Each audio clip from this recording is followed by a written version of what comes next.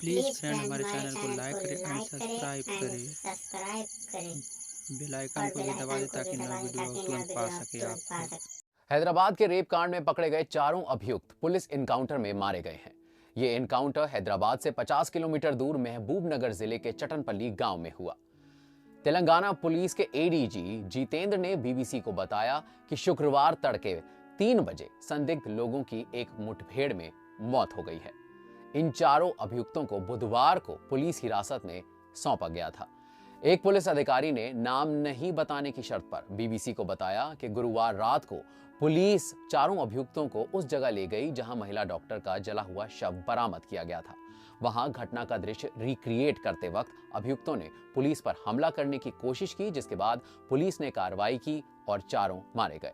28 नवंबर को हैदराबाद में एक टोल प्लाजा के पास 26 साल की एक डॉक्टर का जला हुआ शव बरामद हुआ था। जांच में पता चला कि महिला के साथ रेप हुआ था और बाद में हत्या करने के बाद उसे जला दिया गया था। इस घटना को लेकर देश भर में जगह जगह विरोध प्रदर्शन हुए। घटना के बाद हैदराबाद पुलिस ने इस मामले में 4 संदिग्ध लोगों को गिरफ्तार किया। घटना के बाद संदिग्धों को गिरफ्तार कर 14 दिनों की न्यायिक हिरासत में भेज दिया गया।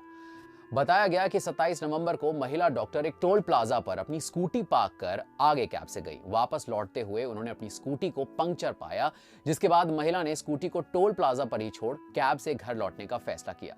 महिला जब टोल प्लाजा पर अपनी स्कूटी लेने गई तब रात के 9 बज रहे थे। उस वक्त वो अपनी बहन से बात भी कर रही थी। उन्होंने फोन पर अपनी बहन को बताया कि उन्हें अकेले सड़क पर खड़ा होने से डर लग रहा है।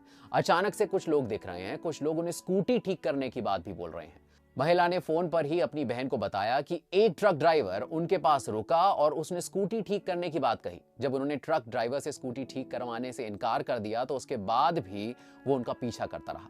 लड़की की बहन ने उन्हें सलाह दी कि वो टोल प्लाजा के पास ही खड़ी हो जाएं। इस पर लड़की राजी नहीं हुई और उन्होंने बताया कि सभी लोग उन्हें घूर रहे हैं, जिससे उन्हें डर लग रहा है। इसके बाद लड़की ने अपनी बहन को थोड़ी देर में फोन करने की बात कही, लेकिन इसके बाद उनका फोन स्विच ऑफ हो गया।